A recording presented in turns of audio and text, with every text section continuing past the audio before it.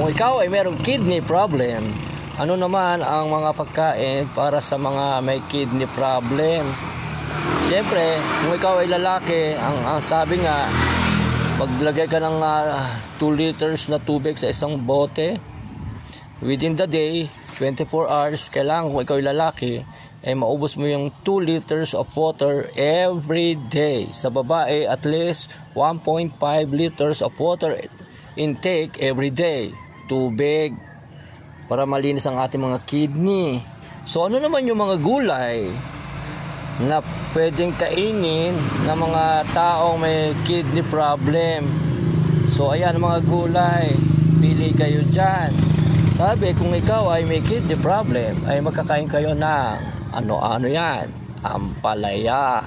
Ayun, ampalaya. Talbos ng kamote, meron pa doon sa ilayang iyon, meron doon, violet, ayun. Ano pa? Patola or upo. Ayun. Ano pa? Kengkong. Ayan si kengkong. Ano pa? Radish. Ayun si radish. Magkakain daw kayo ng radish kung may kidney problem kayo. Kangkong, malunggay, okra. Ano pa? Carrots. Ayun si carrots. Ano pa? Sayote. Sayote. Ayan ang sayote. O ano pa? Upo. Ayun nga yung upo. Tsaka pechay. Yan. Maraming pechay dyan. So ayan yung mga vegetables na pwedeng kainin ng mga taong may kidney problem. O so ano yun? Uulitin natin ha. Ampalaya. Talbos ng kamote.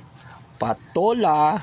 Kangkong. Labanos, malunggay, okra, carrots, sayote, upo, at pechay. Yan, nasa gulay yan na yan. Kung ikaw may kidney problem, o magkakain ka ng gulay na nabanggit, o nga sasabi ko, kung ikaw ay lalaki, may kidney problem ka, pilitin mong ubusin within 24 hours ang 2 liters of water. Nga lalong ganyan kainit. Yan, ang init-init. Oh, yan. Kung may kidney problem ka, lagi ka may baong tubig sa bag mo. Para kung nauuhaw ka, sige, laklak para pamatid uhaw. Within the day, 2 liters of water sa mga kalalakihan at sa mga babae naman, at least 1.5 liters of water every day intake. So ayun guys, yan yung mga gulay na para sa mga may depresya sa kidney. Magkakain ng gulay, ampalaya, talbos ng kamote, patola, kangkong, labanos, malunggay, okra, carrot, sayote, upo, at pechay. So ayun, sana kahit paano ay makapulot kayo ng konting kaalaman dito sa gulayan ng Aguila Vlog TV. Gulay, health is wealth.